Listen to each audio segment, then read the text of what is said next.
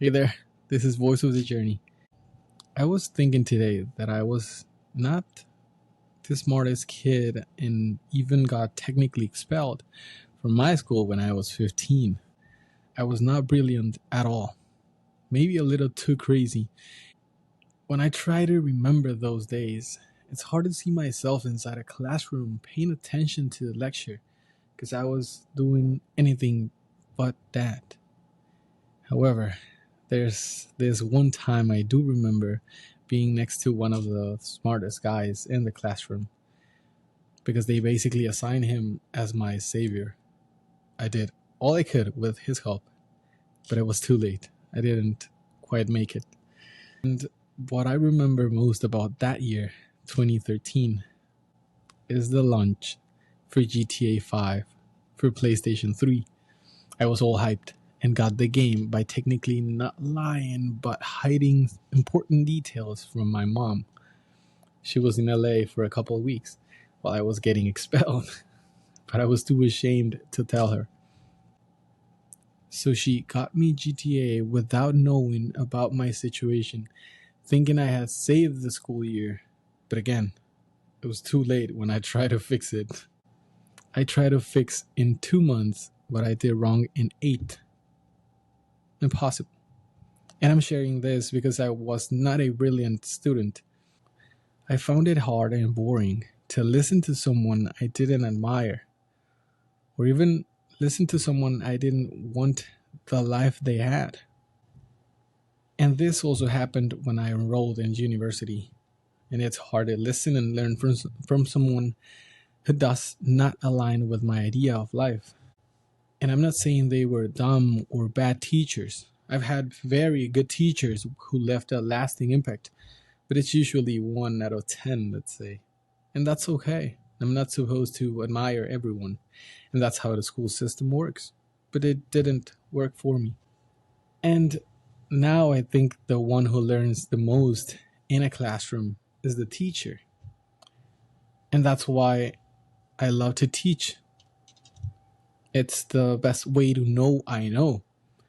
And I realize now that I would love to teach and share what I know. And I have 2 reasons. Knowledge is meant to be shared. And the other one, it might be a little selfish, but it's that by sharing, I learned and get better at it. And so yesterday I read this quote: I don't know what I'm doing yet. It's only a matter of time until everyone else finds out. And it said that the right approach is, I don't know what I'm doing yet, and it's only a matter of time until I figure it out. And this hit me hard because I'm scared of sharing what I know, even though it feels good. But I think, who am I to teach? Who am I to share? Who am I to want people to listen and learn from me? I felt like an imposter until I read that quote and it all clicked. Who am I? Just a guy who found his passion for sharing what he knows on the pursuit of eventually getting it right and continuing to learn. And this applies to anything. And I'm not saying I need to be a teacher, but to share what I know and what has worked or hasn't for me. I was never a brilliant student, not in high school, not in university in Guatemala, not in college here in LA, but outside a classroom. I love to learn at my own pace, under my terms. I never grabbed a book back then, not even a piece of paper to write anything. But now I can enjoy a good book. And what's a good book? The one I chose. Because something clicked for me: the cover, the size, the author, a title. A good book is subjective, and we all have different definitions of a good book. Now I love to lose the sense of time by reading something I chose to learn about, not something imposed. I don't feel pressure to do it. I read when I want to, and I started forcing myself to form a habit. But I also lost the pleasure by doing so. So now I go by feeling. If I want to read, I do it. If I don't, that's okay too. Reading helps me relax, and I have no idea what actual meditation feels like, but maybe this is close. Because by reading, I get into a state of flow inside a bubble where time does not exist, and it's just me and my book and my highlighter, of course. It's a sense of absolute peace, and I don't want to be disturbed. And at the beginning, I felt cool because I was reading. It felt intellectual and smarter than I actually am. And so I asked myself, am I reading because it looks cool or because I actually enjoy it? And the answer changed my way of thinking. I realized I was doing it for external validation, not for actual learning. And that was maybe last year or 2 years ago. I was doing it for the wrong reasons. It was not until I asked myself that question that I could start to enjoy what I was doing, to actually learn and feel passionate about it. Now I read on a whim because that's the best time to do it, I think. On a whim. I know I'm doing it because I like it and I enjoy it, not caring about anything else. So I'll be 100% in the moment, whether it's for 5 minutes or an hour or 2 hours. No matter how short or long the session, I did it intentionally and had a great time. When I started therapy in July 2022, my therapist suggested writing down my thoughts. And so I started doing so in October 2022 using an app. And I write on my phone because it's easier and I have a backup of all my interests. And so I forced myself to write every day for a month. But I started losing interest, just like with reading. I had never written my thoughts before. It was a new thing for me at 24, and I enjoyed it.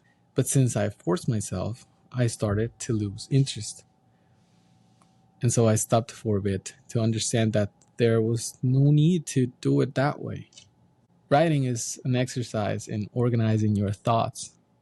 And there's a podcast I really like, Creativo, where writing is referred to as vomiting ideas, getting everything out to frame it. When ideas stay in our brain, they feel chaotic and abstract. Once written down, they can be used or disposed of. It becomes easier to think clearly, and that's what I love about writing. I wanted to check my diary entries and found out I've written 389 entries since October 2022. Wow. And even though my goal was to write every day, I've approached it like reading by doing it on a whim to enjoy it. And it has worked for me. My last session with my therapist was 4 months ago, and it was a worthwhile journey. And she helped me so much. And it feels weird needing someone else to fix myself. But that's what you do when something is broken, right? You find an expert to fix the problem. So she, the expert, taught me how to become the expert of my life and well-being. She provided tools to better myself constantly. And she has become one of those unforgettable teachers. Humans are all about narratives. We create narratives to feel good about ourselves. Not necessarily lying, but spicing things up to feel better about a given experience. Therapy is about finding those traumatic moments and changing the narrative to feel proud of having lived through that experience and grown despite it. This approach has helped me stop overthinking my past mistakes and stop those demons from controlling me. Adjusting the narrative from I am like this because of this experience or person to I'm like this despite that means anything can happen and it's on me to move on. I don't take things personally. If I let others define who I am, I'm just a puppet reacting to their actions. And people act for the sake of it, not because of me. If they hurt, offend, or attack me, that's on me. They act without thinking about me. Why should I feel offended or attacked if they weren't even thinking about me? I'm not the center of the world, and neither is anyone else. This thought makes me live at peace and happy. Nothing really matters, and so everything matters. Here I am sharing this, seeking attention. How ironic. But what I've learned is to try things out because I want to, not because someone told me to. I'll act regardless of what people say. Some will talk for 5 minutes and then forget. That won't stop me from trying. Some will make fun, some will judge, some will laugh, some will support, some will help, and some will be there. So in the end, we all live our lives. And I'll try things and fail in public because we're all going to die and nothing will matter. So why wait? And so I'd rather try and fail now and have epic stories when I'm old than not try because people will talk.